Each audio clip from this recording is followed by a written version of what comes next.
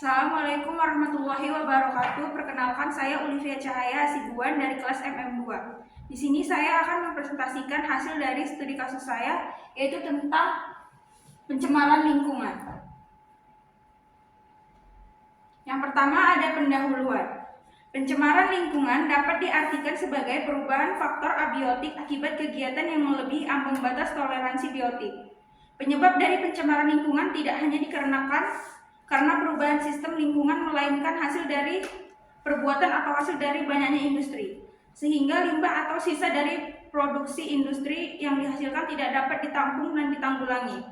Namun, selain faktor tersebut, proses pengolahan dari hasil produksi juga terkadang membutuhkan waktu yang lama agar dapat diolah dan dibuang dengan aman ke alam.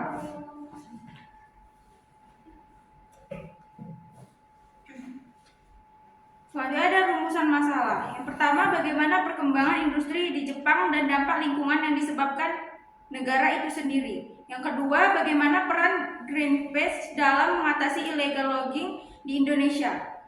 Tujuannya yang pertama untuk mengetahui seberapa jauh perkembangan industri di Jepang dan dampak lingkungan yang disebabkan.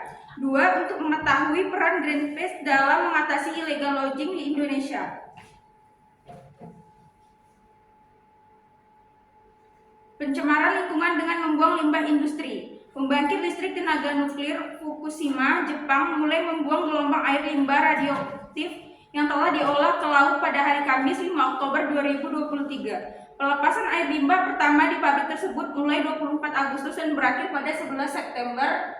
Selama pelepasan tersebut, TEPCO mengatakan pihaknya membuang 7.800 ton air olahan dari 10 tangki. Pada pembuangan kedua, TEPCO berencana melepaskan 7.800 ton air olahan lagi ke Samudra Pasifik selama 17 hari. Yang ketiga ada kelompok biologi dan kimia yang digunakan dalam istilah logam berat. Pertama, logam-logam yang dengan mudah mengalami reaksi kimia bila bertemu dengan unsur oksigen atau disebut juga dengan oksigen seeking metal. Yang kedua, logam-logam yang dengan mudah mengalami reaksi kimia bila bertemu dengan unsur nitrogen dan atau unsur belerang atau sulfur atau disebut juga nitrogen sulfur seeking metal. Yang ketiga ada antara atau logam transisi yang memiliki sifat khusus spesifik sebagai logam pengganti ion pengganti untuk logam-logam atau ion-ion logam dari kelas A dan logam dari kelas B. Selanjutnya ada dampak dari limbah radioaktif Fukushima, Jepang. Studi oleh tim dari Tsinghua University Cina belum melalui proses telaah sejawat yang terbit tahun 2023 turut menyatakan dampak pembuangan air limbah PLTN Fukushima berisiko menyebabkan kanker bagi manusia dan berdampak pada organisme laut terutama ikan hingga keseluruhan dunia. Peran Greenpeace dalam mengatasi illegal logging di Indonesia.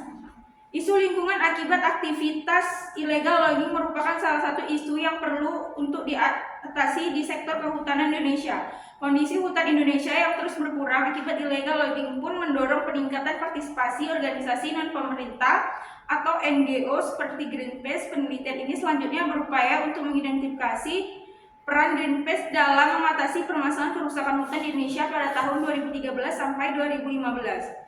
Dampak dari illegal logging di Indonesia atau penebangan hutan secara liar dapat menghilangkan kesuburan tanah yang dapat mengakibatkan tanah menyerap sinar matahari terlalu banyak sehingga menjadi sangat kering dan gersang, hingga nutrisi alam tanah mudah menguap. Selain itu, hujan bias menyapu sisa-sisa nutrisi dari tanah.